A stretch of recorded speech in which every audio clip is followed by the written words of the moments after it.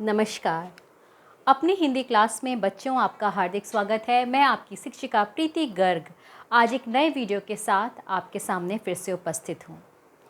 मैंने जो आज टॉपिक लिया है वो है अर्थ के आधार पर वाक्य। जैसे कि आप जानते हैं वाक्य सीरीज़ चल रहा है। इससे पहले मैंने आपको प्रधानता के आधार पर वाक्य यानी कि वाच्य पढ़ाए थे। उसके बाद मैंने आपको रचना के आधार पर वाक्य भेद पढ़ाए थे जो कि क्लास 10th के टॉपिक थे। आज मैं क्लास 9th के व्यवहारिक व्याकरण कोर्स ए और बी दोनों कोर्सेज़ का एक नया टॉपिक लेकर आई हूँ जो है अर्थ के आधार पर वाक्य। ये टॉपिक आपको कोर्स ए में भी मिलेगा क्लास 9th के और कोर्स बी में भी मिलेगा। अर्थ के आधार पर वाक्य पढ़ाने से पहले मैं आपको बता दूं कि वाक्य क्या होते हैं, वाक्य के कितने अंग होते हैं, ये सब विस्तार में मैं आपको अपने पिछले वीडियोस में बता चुकी हूँ। अगर आप दोबारा पढ़ना चाहते हैं तो आप मेरे उन वीडियोस को देख सकते हैं कि वाक्य क्या होते हैं, शब्द और पद में क्या अंतर होता है और वाक्य के कितने अंग होते हैं। आज मैं इस वीडियो में आपको बताऊंगी कि अर्थ के आधार पर वाक्य कितने प्रकार के होते हैं। चलिए शुरू करते हैं अपना वीडियो शुरू करने से पहले मैं आपको बता दूं कि जितनी आसानी से मैंने आपको वाच्य और रचना के आधार पर वाक्य समझाया था उससे भी कहीं ज़्यादा आसान तरीके से मैं आपको अर्थ के आधार पर वाक्य भेद सिखाऊंगी, क्योंकि ये मूलतः अर्थ के आधार पर वाक्य वैसे भी बहुत ही आसान है और आपकी परीक्षा में 2 प्रकार से ये पूछे जाते हैं। 4 अंक का प्रश्न आता है वाक्य के अर्थ के आधार पर वाक्य के ऊपर और ये 2 प्रकार से पूछे जाते हैं। एक तो आपको वाक्य भेद पहचानना होता है कि ये कौन से प्रकार का वाक्य भेद है। दूसरा, एक वाक्य को दूसरे वाक्य भेद में परिवर्तित करना होता है। तो सबसे पहले आज के वीडियो में मैं आपको बताऊंगी कि अर्थ के आधार पर वाक्य होते कितने प्रकार के हैं और उनको हम पहचानते कैसे हैं। तो आइए शुरू करते हैं आज का वीडियो। तो बच्चों, अर्थ के आधार पर वाक्य 8 प्रकार के होते हैं।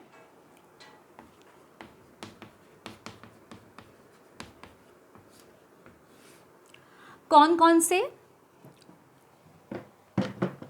सबसे पहले जो अर्थ के आधार पर वाक्य भेद है उसका नाम है विधानवाचक वाक्य।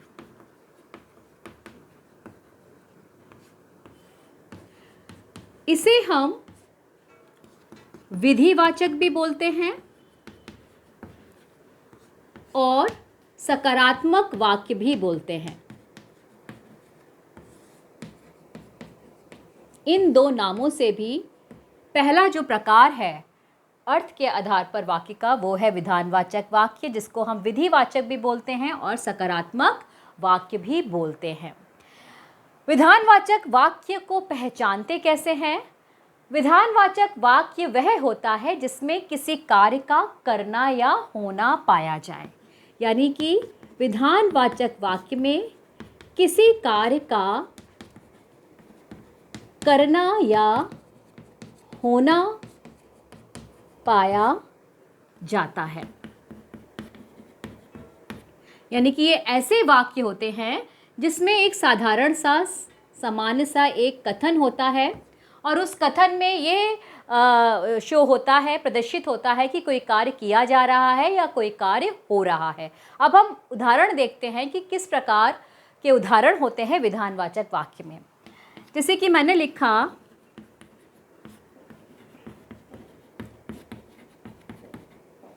श्याम खाना खा रहा है।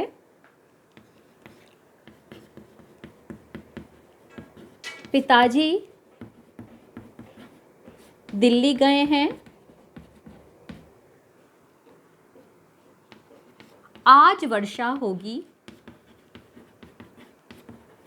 यानी कि आपने देखा ये तीनों इस प्रकार के वाक्य हैं जिसमें कोई काम किया जा रहा है या कोई सूचना दी जा रही है। हम इसको इस तरीके से भी बोल सकते हैं कि विधानवाचक वाक्य वे वाक्य होते हैं जिसमें किसी प्रकार की कोई सूचना हमें दी जा रही होती है और वो सूचना सकारात्मक होती है। यानी कि श्याम खाना खा रहा है, शाम के खाना खाने की जो इन्फॉर्मेशन है वो हमें मिल रही है। पिताजी दिल्ली गए हैं। आज वर्षा होगी। तो ये तीनों प्रकार के वाक्य हमारे सकारात्मक वाक्य यानी कि विधानवाचक वाक्य है। अगर हम इस डेफिनेशन के अकॉर्डिंग जाएं तो किसी कार्य का करना या होना पाया जाए, यानी कि श्याम खाना खा रहा है, यानी कि खाना खाने का यहाँ पे कार्य हमें दिख रहा है। पिताजी दिल्ली गए हैं, पिताजी द्वारा दिल्ली जो गए हैं उसके बारे में हमें पता चल रहा है, कार्य वहाँ पे हो रहा है। आज वर्षा होगी, तो इस वाक्य में भी हमें पता चल रहा है कि ये एक सकारात्मक या विधानवाचक वाक्य है। इसके अलावा इसके अंतर्गत वो वाक्य भी आते हैं जो पूर्ण रूपेण सत्य होते हैं, जिन्हें हम यूनिवर्सल ट्रुथ के नाम से भी जाते हैं, वो भी हमारा विधानवाचक वाक्य में आता है। जैसे कि सूरज पूरब से उदय होता है।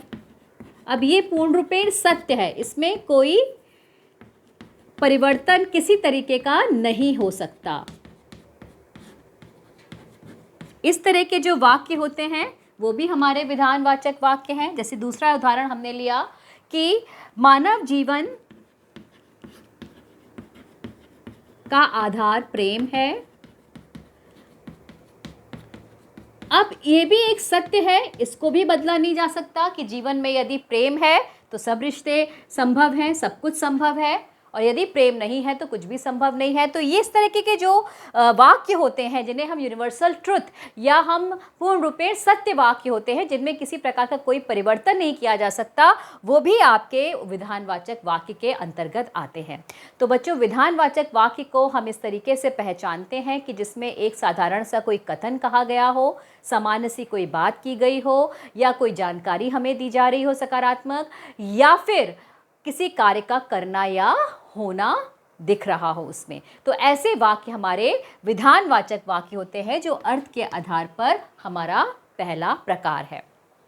अब आते हैं कि दूसरा प्रकार अर्थ के आधार पर कौन सा होता है। दूसरा प्रकार होता है निषेधवाचक या नकारात्मक।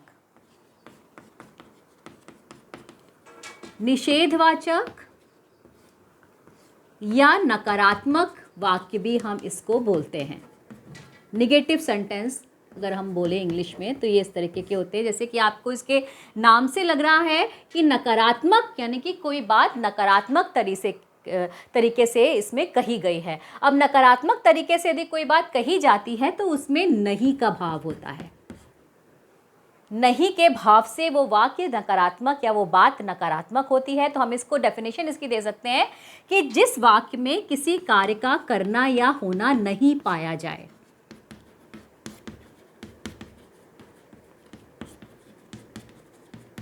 या होना नहीं पाया जाए, वो आपके नकारात्मक वाक्य होते हैं। यानी कि विधानवाचक वाक्य सकारात्मक वाक्य थे, उसमें किसी कार्य के करने या होने का पता चल रहा था। इस निषेधवाचक वाक्य वो वाक्य होते हैं कि जिसमें किसी कार्य का करना या होना नहीं पाया जाए। जैसे कि हमने सेंटेंस लिखा, श्याम खाना नहीं खा रहा है। ठीक है, ये इस तरह का वाक्य जो हमारा है वो नकारात्मक या निषेधवाचक वाक्य है। दूसरा, पिताजी दिल्ली नहीं गए हैं।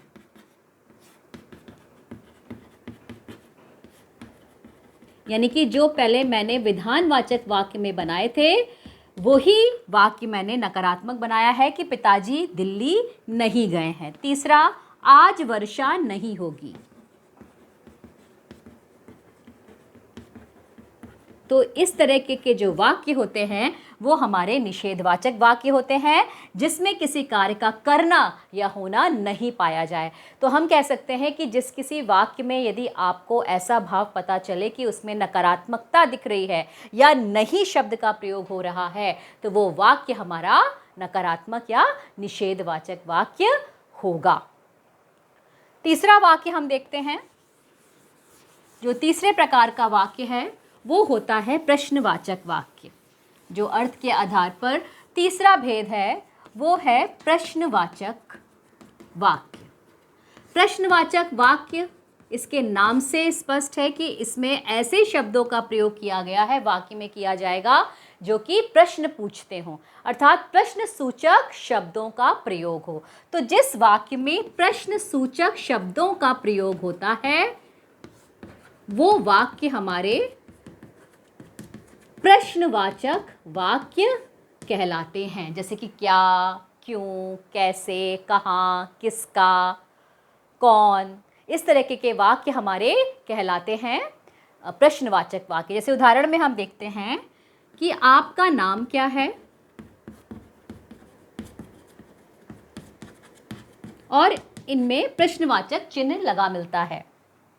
दूसरा, दरवाजे पर कौन है,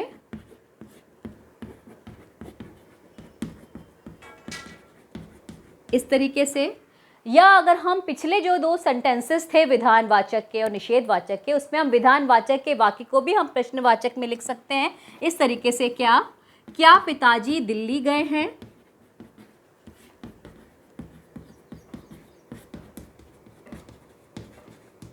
या क्या श्याम खाना खा रहा है।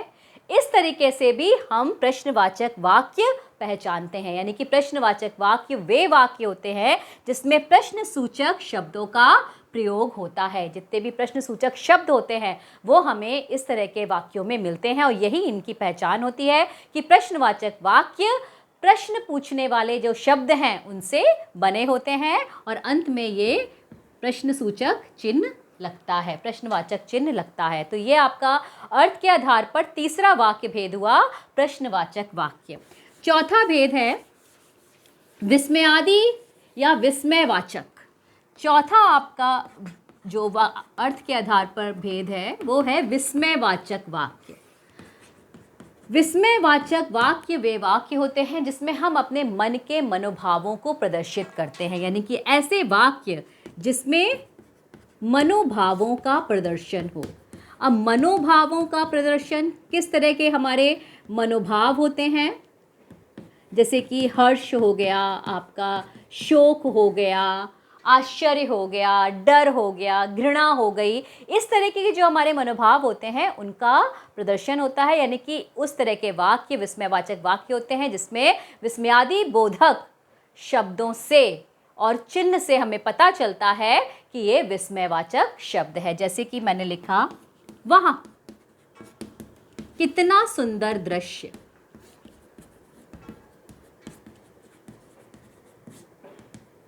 कितना सुंदर दृश्य।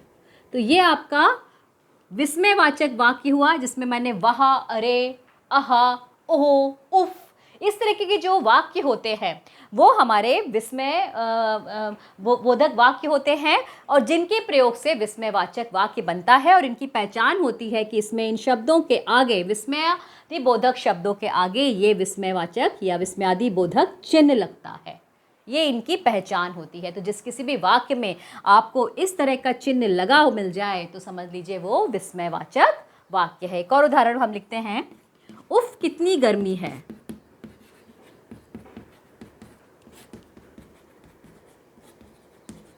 इस तरीके के जो वाक्य होते हैं वो हमारे विस्मयवाचक वाक्य कहलाते हैं, जिसमें विस्मयादि बोधक शब्दों का प्रयोग होता है और विस्मयादि बोधक चिन्ह लगाकर हम इस वाक्य को बनाते हैं।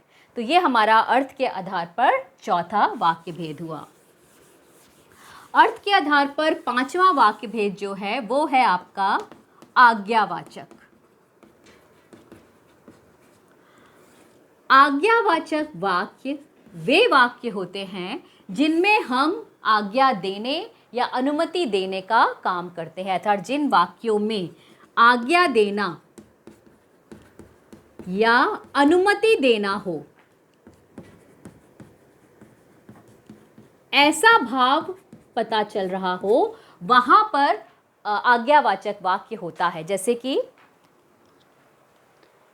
उदाहरण मैंने लिखा,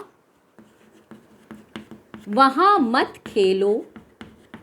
इसमें हमें आज्ञा दी जा रही है, वहां मत खेलो। दूसरा है अंदर आ जाओ।